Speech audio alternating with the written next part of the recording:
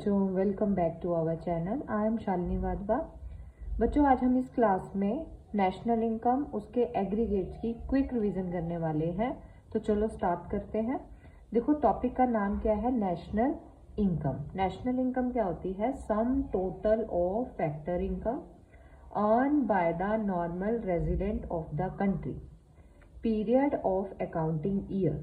तो इसमें कुछ वर्ड आए। सम मीन्स ऐड कर देना। किसको? फैक्टर इनकम को। देखो, दो तरीके की इनकम होती है, एक होती है फैक्टर इनकम, दूसरी होती है non factor income. Factor income कौन सी होती है? जो इनकम अर्न की हुई है, यानी कि कमाई हुई है। दूसरी कौन सी बोली मैंने? अनअर्न्ड इनकम, यानी कि जो कमाई नहीं गई। तो नेशनल इनकम सिर्फ उसी इनकम को लेता है जो अर्न की हुई इनकम है, यानी कि जो मेहनत से कमाई हुई इनकम है, यानी कि उसको फैक्टर इनकम बोला। नॉन फैक्टर इनकम को नेशनल इनकम काउंट नहीं करती। नेक्स्ट आता है earn by the normal resident of the country. ये भी हम आगे नॉर्मल रेजिडेंट डिटेल में पढ़ेंगे। फिर उसके बाद आता है पीरियड ऑफ अकाउंटिंग ईयर, यानी कि नेशनल इनकम काउंट करते टाइम हम कौन सा पीरियड लेते हैं? अकाउंटिंग ईयर, यानी कि 1 अप्रैल से लेके 31 मार्च। अकाउंटिंग ईयर को फाइनेंशियल ईयर भी बोला जाता है, फिजिकल ईयर भी बोला जाता है। नेक्स्ट इसी चैप्टर का जो फैक्टर इनकम वर्ड आया उसका मीनिंग बताया। फैक्टर इनकम क्या होती है? Payment made by the producing unit. हमने सेकेंड चैप्टर में पढ़ा था कि producer unit house hold unit को क्या करता है? पेमेंट करता है। क्यों? क्योंकि हाउस होल्ड सेक्टर ने उसको सर्विसेज दी थी, फैक्टर सर्विसेज दी थी, उसके बदले में वो उसको फैक्टर पेमेंट करता है। अब फैक्टर सर्विसेज कैसी होती हैं? हाउस होल्ड सेक्टर ने उसको लैंड दिया, कैपिटल दी, इंटरप्रेन्योरशिप दी, लेबर दी, फिर वो उसके बदले में उसको फैक्टर पेमेंट्स दे रहा है। लैंड के बदले में रेंट, कैपिटल के बदले में इंटरेस्ट, इंटरप्रेन्योर के बदले में प्रॉफिट, लेबर के बदले में वेजेस एंड सैलरी पे कर रहा है। तो वही फैक्टर पेमेंट को हम फैक्टर इनकम बोलते हैं। प्रोड्यूसर सेक्टर के लिए वो फैक्टर पेमेंट हुई, पर हाउस होल्ड सेक्टर के लिए वो फैक्टर इनकम हुई। फिर बोलते हैं national income not included non factor income. National income non factor income को इंक्लूड नहीं करता। फिर कहता है ये non factor income this is also known as the transfer income and unearned income. Transfer income मतलब हमें किसी ने ट्रांसफर की, for example donation, charity, scholarship, है ना, पॉकेट मनी। अगर फॉरेन से बच्चे अपने पेरेंट्स को भेज रहे हैं वो भी ट्रांसफर मनी का पार्ट होते हैं। इस नॉन फैक्टर इनकम को यूनिलेटरी ट्रांसफर भी बोला जाता है। इसको नेशनल इनकम में काउंट नहीं करना। तो इसी के साथ हम आगे बढ़ते हैं। आगे बोला फर्म ने क्या किया? हाउस होल्ड सेक्टर को फैक्टर पेमेंट्स दी। क्यों? क्योंकि इसने इसको फैक्टर सर्विसेज दी थी। जब वो इसके पास जॉब करने के लिए गया, यानी कि कंपनसेट ऑफ एम्प्लॉय, तो उसने उसको सैलरी दी, वेजेस दी, बोनस दिया और कमीशन दी। अगर उसने लैंड दिया तो उसने रेंट दिया, कैपिटल दी तो इंटरेस्ट दिया, इंटरप्रेन्योरशिप दी तो प्रॉफिट दिया। तो इसी के साथ अगले चैप्टर में हम पढ़ेंगे कि नेशनल इनकम को 3 मेथड से कैलकुलेट किया जाता है। पहला मेथड है वैल्यू एडिड मेथड, दूसरा है इनकम मेथड, तीसरा है एक्सपेंडिचर मेथड। जो डेफिनेशन अभी हमने कवर की वो किसके अकॉर्डिंग थी? इनकम मेथड के अकॉर्डिंग, क्योंकि यहाँ बोला हम सारी फैक्टर इनकम्स को ऐड कर देते हैं तो हमारे पास नेशनल इनकम आ जाती है। जो नेक्स्ट डेफिनेशन है नेशनल इनकम निकालने की वो है वैल्यू एडिड की। तो इसमें बोला the sum total of the market value of final goods and services produce in the country in a 1 year, this is called national product. कहते हैं जो भी गुड्स एक फैक्ट्री में प्रोड्यूस हो रही हैं, एक इंडिया में मान लो एक देश में जितनी भी गुड्स बन रही हैं, कौन सी गुड्स बोला? फाइनल गुड्स, क्योंकि नेशनल इनकम हमेशा किसको लेती है? फाइनल गुड्स एंड सर्विसेज को इंक्लूड करती है, वो भी किस वैल्यू पे? मार्केट वैल्यू पे। तो जितनी भी वो प्रोड्यूस की गई है उनका सम कर दो तो हमारे पास क्या आ जाएगा? National product. और नेशनल प्रोडक्ट को ही नेशनल इनकम बोला जाता है। यहाँ पे पीरियड भी कौन सा लिया? वही सेम 1 ईयर। तो ये डेफिनेशन जो है किसके अकॉर्डिंग है? वैल्यू एडिड मेथड से। जो पहली डेफिनेशन हमने की थी वो थी इनकम मेथड से। नेक्स्ट आया concept related to the national income, जिसमें आता है domestic territory of the country. देखो हमने नेशनल इनकम निकालनी है, यानी कि राष्ट्रीय इनकम निकालनी है। तो सबसे पहले हम ये देखेंगे कि हम अपने डोमेस्टिक लेवल पे हमारी इनकम कितनी है। उस डोमेस्टिक इनकम में जब हम अपनी अब्रॉड से कमाई हुई इनकम को ऐड कर देंगे तो हमारे पास पूरी राष्ट्रीय इनकम आ जाएगी। तो हमने इसीलिए पहले डोमेस्टिक इनकम पढ़ेंगे कि वो कैसे कैलकुलेट की जाती है। तो देखो इसमें वर्ड आया डोमेस्टिक टेरिटरी। तो यहाँ पे टेरिटरी से बात हो रही है एरिया से। तो डोमेस्टिक टेरिटरी का मतलब क्या है? Geographically territory of the country, यानी कि जो हमारा मैप है उसके अंदर जो भी लोग रहते हैं विद इन उसके अंदर जो रहेगा उस एरिया में जितना भी कमाएगा वो उस नेशनल इनकम में काउंट किया जाएगा। कहते हैं जो वो एरिया है उसमें जो लोग कमा रहे हैं उसको तो लिया ही जाएगा, but some such unit include which are outside the geographically territory of the country, यानी कि अनदर कंट्री। इस लाइन का मतलब क्या है कि कुछ ऐसी यूनिट हैं भले ही वो किसी और देश की टेरिटरी के अंदर है बट वो हमारी डोमेस्टिक टेरिटरी में काउंट किए जाएंगे। ये सम सच यूनिट कौन सी हो सकती हैं? For example with in the political boundary of the country, जो एक पॉलिटिकल बाउंड्री है यानी कि जो एक सरकार चल रही है एक देश के अंदर, उसकी बाउंड्री के अंदर जो आता है वो तो उसकी टेरिटरी का पार्ट है ही। And also include the water bodies, और जो उस पॉलिटिकल बाउंड्रीज के अंदर जितनी भी वाटर बॉडीज आ रही हैं वो भी उस डोमेस्टिक टेरिटरी का पार्ट रहेंगी। नेक्स्ट आता है ये सम सच यूनिट कौन सी हैं जो है तो फॉरेन कंट्रीज में बट फिर भी वो हमारी डोमेस्टिक टेरिटरी के अंदर काउंट होएगी। उनमें से एक है aeroplane and ships which are operate in the 2 और मोर देन 2 कंट्रीज। देखो एरोप्लेन हो या शिप्स हो, ठीक है, तो ये दोनों ही क्या एक ऐसा मोड है जो 2 कंट्रीज के बीच में ऑपरेट की जाती हैं। Are included in the domestic territory. अब ये कंफ्यूजन आएगा, जो एयरपोर्ट है उसका जो एरिया है वो कौन सी डोमेस्टिक टेरिटरी के अंदर काउंट किया जाएगा? तो यहाँ पे आएगा कि जो कंट्री उसकी ओन बिलोंग्स है, यानी कि जो उसका ओनर है, कौन सी कंट्री उसकी ओनर है उस एयरपोर्ट की, तो उसकी डोमेस्टिक टेरिटरी के अंदर उस पार्ट को इंक्लूड किया जाएगा।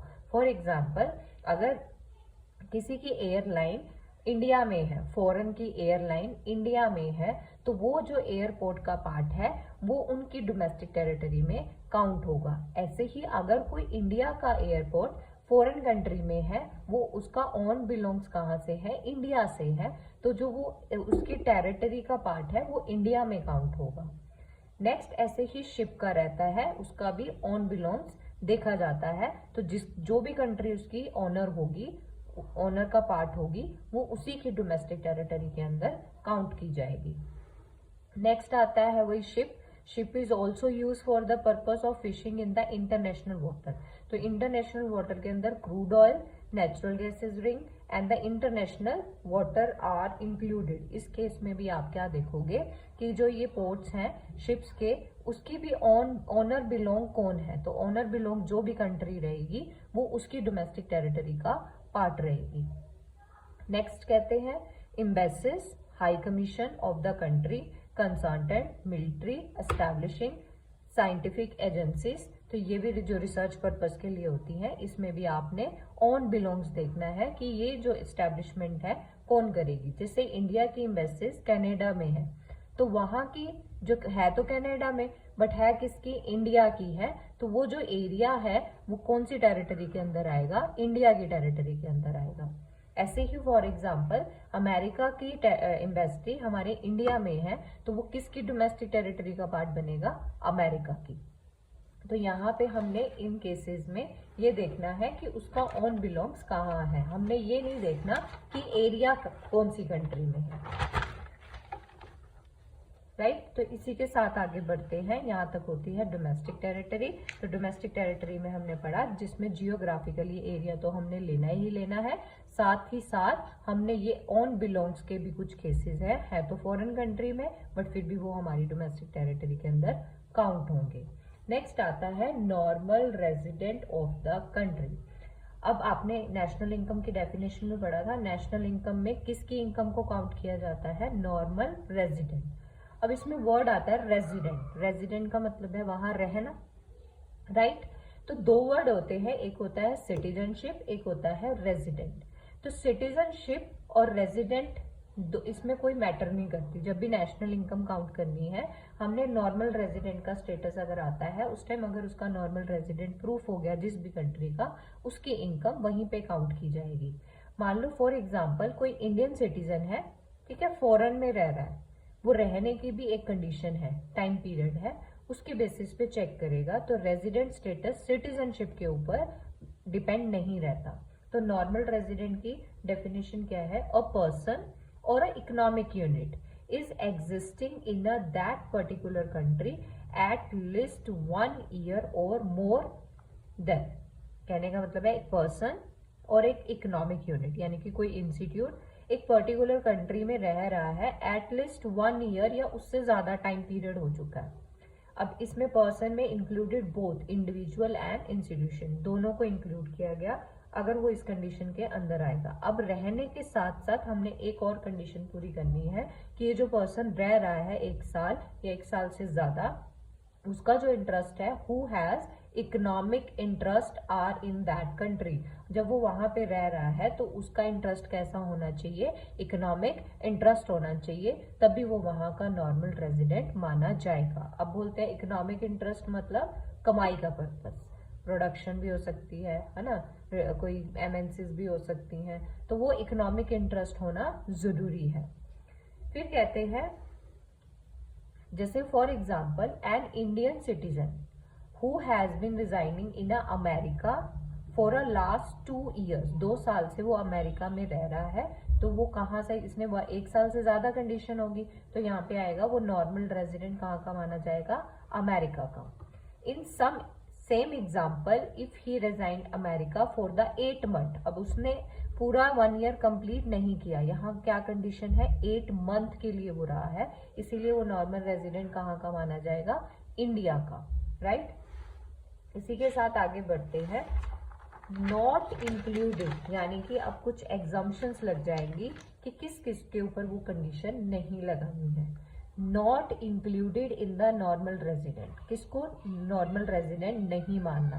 सबसे पहले आता है इंटरनेशनल इंस्टीट्यूट। इंटरनेशनल इंस्टीट्यूट कौन कौन से होते हैं? World Health Organization, World Bank, International Labour organisation.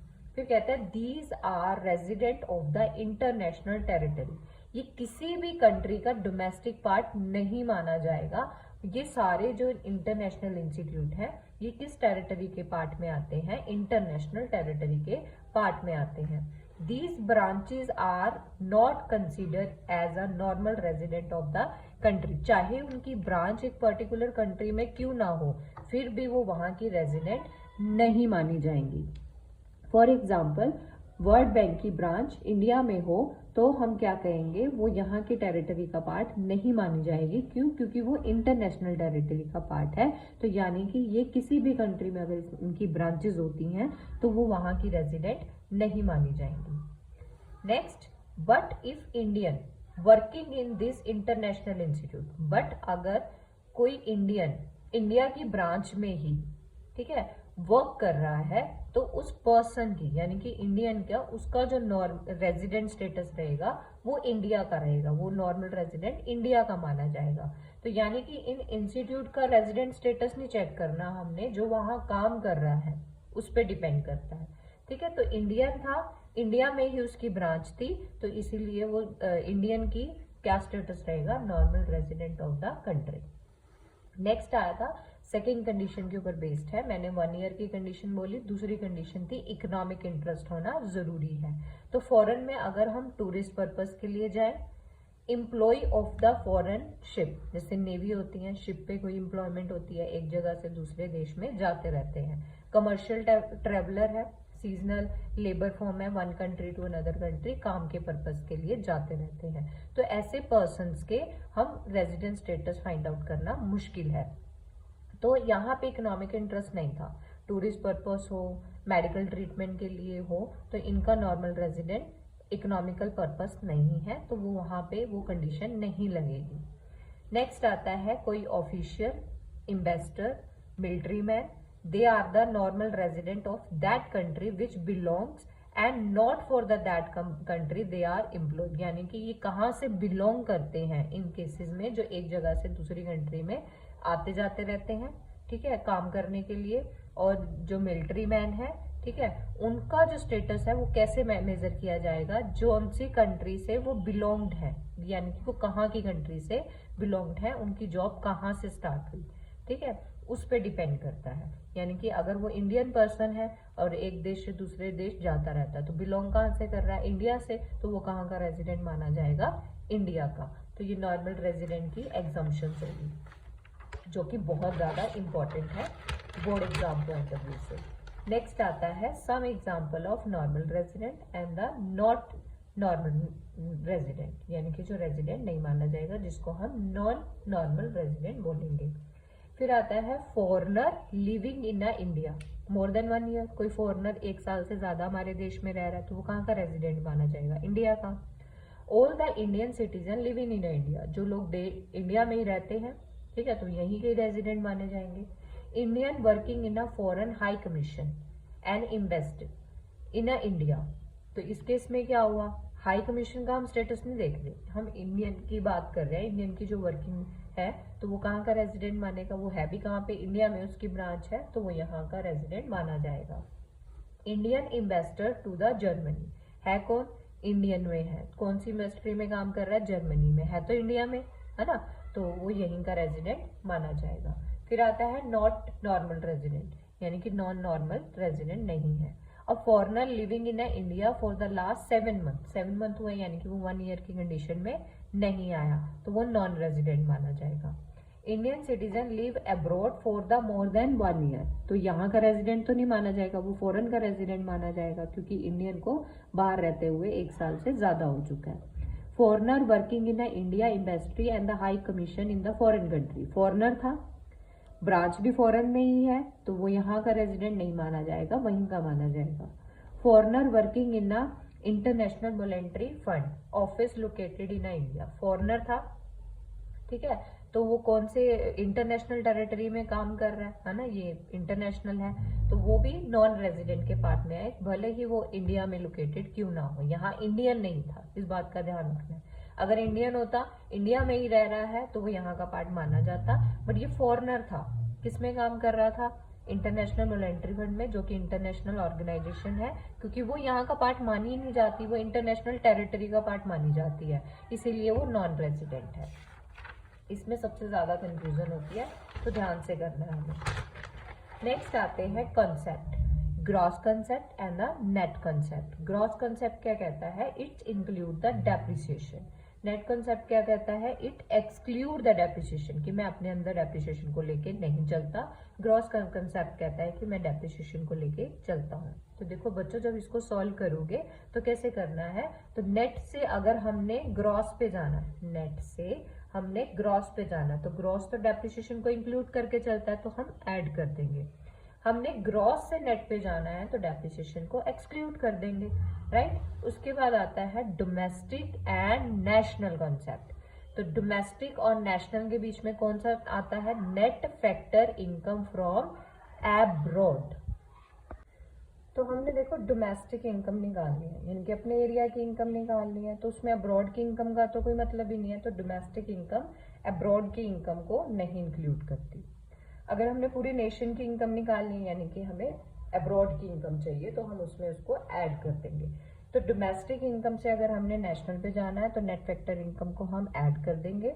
अगर हमने नेशनल से डोमेस्टिक पे जाना है, तो अब्रॉड की इनकम को हम माइनस कर देंगे। तो देखो यहाँ वर्ड था नेट, नेट का मतलब है कोई चीज माइनस हुई हुई है, तो तुम बोलोगे net factor income from abroad, यानी कि निपा कैसे निकालोगे, net factor income from abroad, यानी कि हमारे रेजिडेंट ने फॉरेन से कमाया, यानी कि अब्रॉड की इनकम, उसमें से माइनस कर दो net factor income to abroad, यानी कि फॉरेनर ने भी तो इंडिया से कुछ ना कुछ कमाया होगा, है ना, उसको उसमें से माइनस कर दो, तो हमारे पास क्या बचेगी, net factor income from abroad. From में से टू को माइनस करना है, जो हमने कमाया, जो फॉरेनर को हमने दिया, उसने कमाया, हमने उसको उसमें से लेस कर देना है, ठीक है, राइट। इसके साथ आगे बढ़ते हैं। नेक्स्ट फैक्टर आता है, नेक्स्ट कंसेप्ट आता है market price and the factor cost. देखो मार्केट प्राइस क्या होता है, कि मार्केट में क्या प्राइस मिल रहा है। मार्केट में जब भी कोई गुड्स लेने जाते हो, किसी से प्राइस पूछते हो इसका प्राइस क्या है, तो जब वो आपको प्राइस बताता है तो included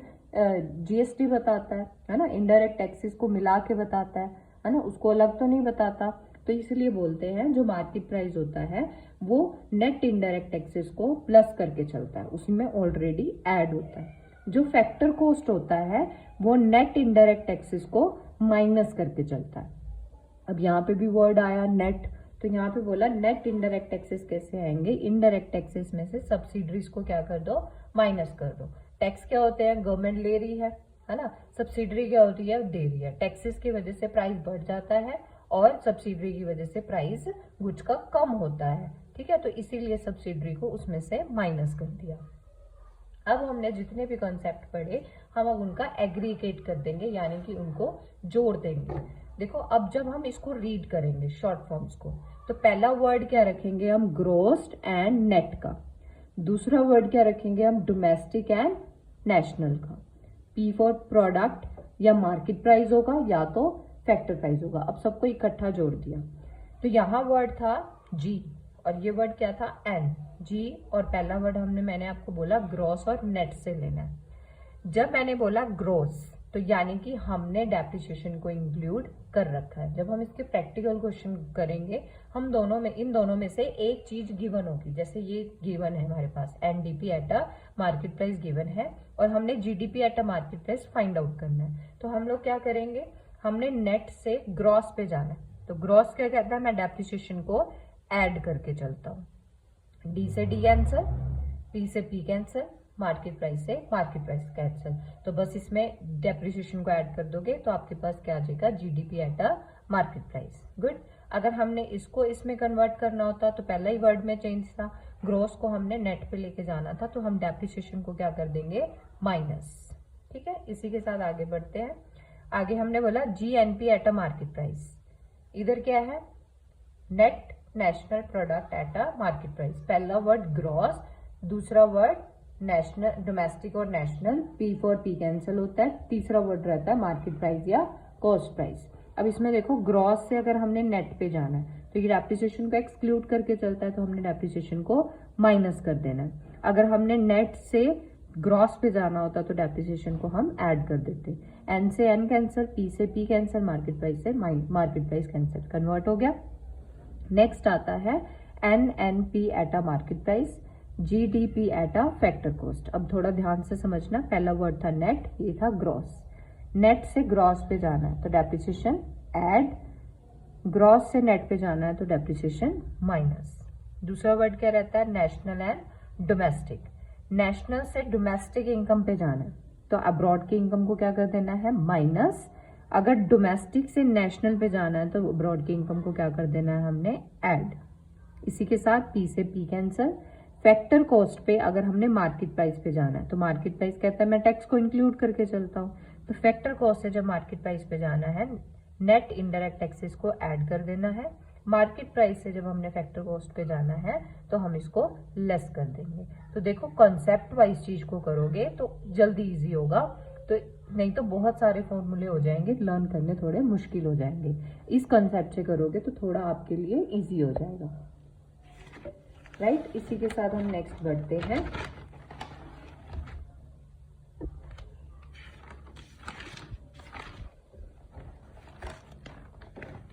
nominal GDP and a real GDP. जब हम अपनी ग्रॉस डोमेस्टिक प्रोडक्ट को करंट प्राइस पे लेके चलते हैं, करंट प्राइसेस मतलब जो मार्केट में प्राइस प्रिवील कर रहा है, लेटेस्ट प्राइस जो चल रहा है, जब हम उसको लेटेस्ट प्राइस पे यानी कि करंट प्राइसेस पे फाइंड आउट करते हैं, उस जीडीपी को हम नॉमिनल जीडीपी बोलते हैं। ठीक है, अगर हम पिछले कांस्टेंट प्राइस पे यानी कि हम 2024 में तो आ चुके हैं, बट हम जीडीपी निकालने के लिए किसी पिछले साल के यानी कि प्रीवियस ईयर के किसी एक बेस साल को ले रहे हैं, जैसे 2015 के हमने प्राइजेस उठाए हैं, तो जब हम उसको जीडीपी हम निकालेंगे बेस ईयर के यानी कि कांस्टेंट प्राइस में, हमने प्राइस को कोई भी चेंज नहीं किया। अगर वो चेंज हो भी रहा है पर नहीं निकाल रहे हैं, हम पिछले बेस ईयर से उसको मल्टीप्लाई कर रहे हैं, उस जीडीपी को हम क्या बोलेंगे, रियल जीडीपी, राइट।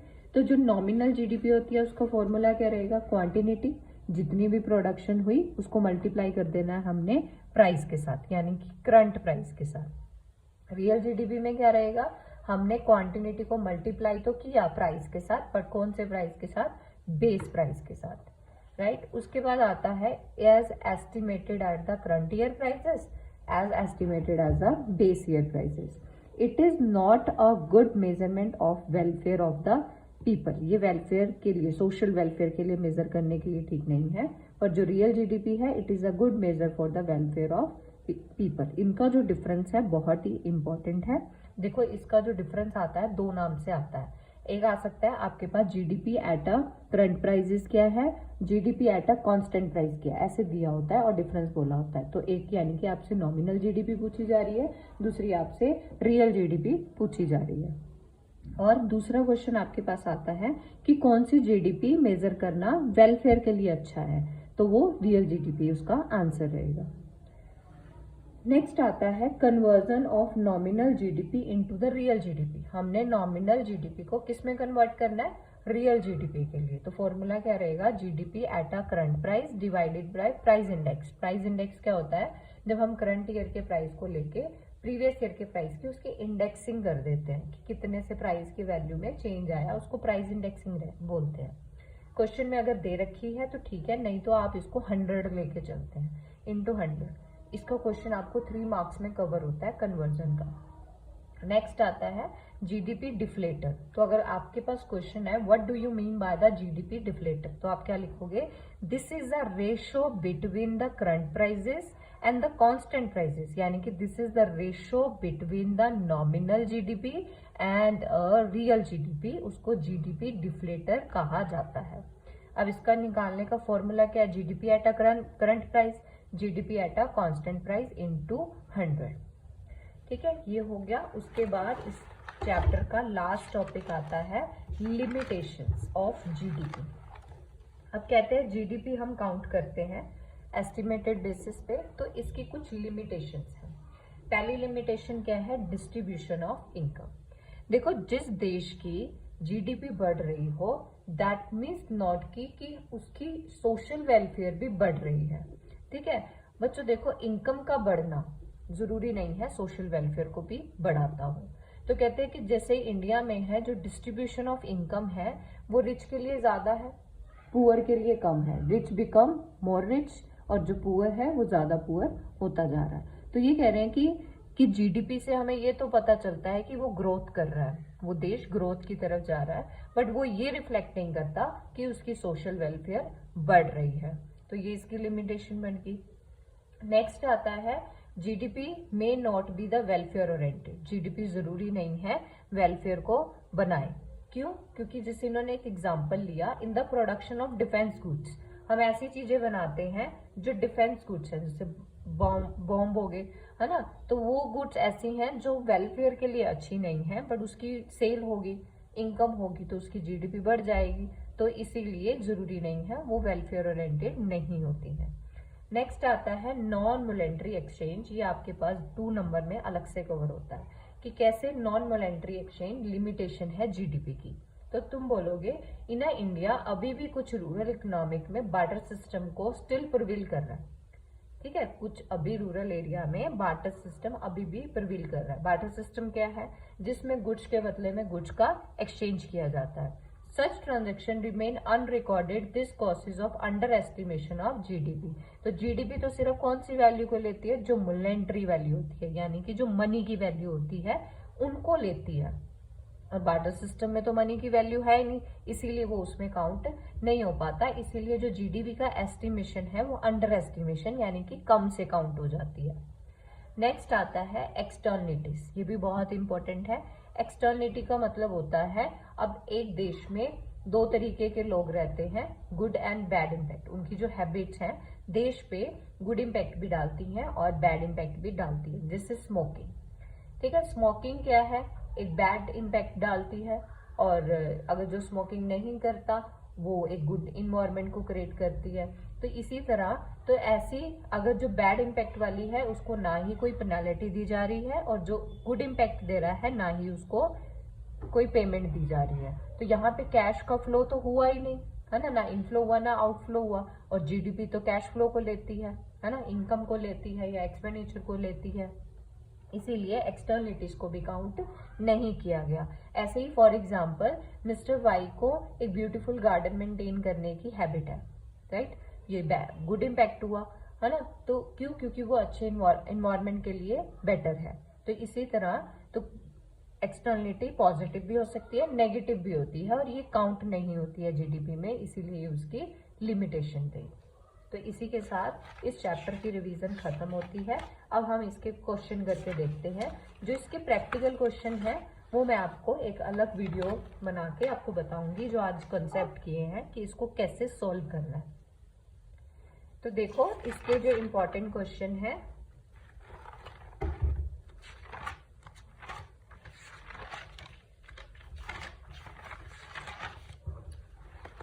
देखो इसके इंपॉर्टेंट क्वेश्चन क्या है। सबसे पहले आता है concept of GDP at a market price. तो ये क्या पूछ रहे हैं आपसे? Gross domestic product at a market price. तो आप इसको लिखोगे कैसे? ये ग्रॉस कंसेप्ट है जो डेप्रिसिएशन को इंक्लूड करके चलता है। ये एक डोमेस्टिक कंसेप्ट है। डोमेस्टिक मतलब net factor income from abroad को लेस करके चलता है, ठीक है, जो भी एक मार्केट में मतलब एक देश में प्रोडक्शन हो रही है। मार्केट प्राइस मतलब जहां पे सिर्फ मार्केट प्राइस को लिया जा रहा है, यानी कि नेट इनडायरेक्ट टैक्सेस को ऐड करके ले रहे हैं। तो इसको ऐसे, इसका कोई भी मीनिंग आएगा आपने ऐसे ही लिखना है।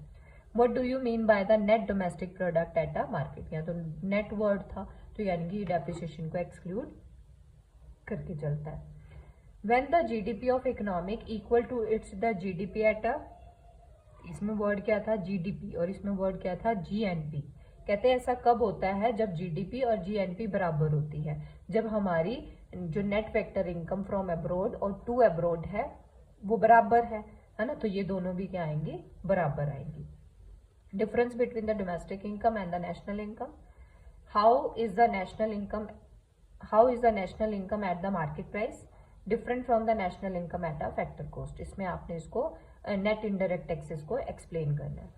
What will be the gross domestic income will equal to the gross national income? वही सेम रहा, है ना, जब हमारी फ्रॉम टू अब्रॉड वाली इनकम बराबर होगी। When will be the domestic factor income is greater than the national income? अब यहाँ पे बोल रहे हैं डोमेस्टिक, ऐसा क्वेश्चन आता है कि क्या डोमेस्टिक फैक्टर इनकम हमारी ज्यादा हो सकती है नेशनल इनकम से? हाँ, हो सकती है, जब हमारा net factor income from abroad negative में हो, तब हमारी डोमेस्टिक फैक्टर इनकम ज्यादा आएगी। When will be the domestic factor income is less than the national income? जब वो हमारी पॉजिटिव में आती है। Giving the meaning of the nominal GDP and the real GDP and give them the indicator of the economic welfare. तो कौन सी ज्यादा अच्छी है इकोनॉमिक वेलफेयर के लिए? Real GDP. GDP as the index of the welfare may be to understand the overstate and the welfare explain the statement of example positive and negative. इसमें वही बताना है, जीडीपी के बारे में बताना है, कौन सी जीडीपी वेलफेयर के लिए अच्छी है, और एक्सटर्निटी का गुड एंड बैड इम्पैक्ट वाला पॉइंट बताना है। Explain how the monetary exchange are limitation of GDP, इसके बारे में मैंने आपको बताया था। तो इसी के साथ इसके इंपॉर्टेंट क्वेश्चन कवर होते हैं। इसमें डिफरेंस आते हैं, ये GDP, NDP, market price difference cover होते हैं इस क्वेश्चन में। तो इसी के साथ इस चैप्टर की रिवीजन खत्म होती है। आपको अगर कोई डाउट है आप कमेंट बॉक्स में पूछ सकते हैं। धन्यवाद।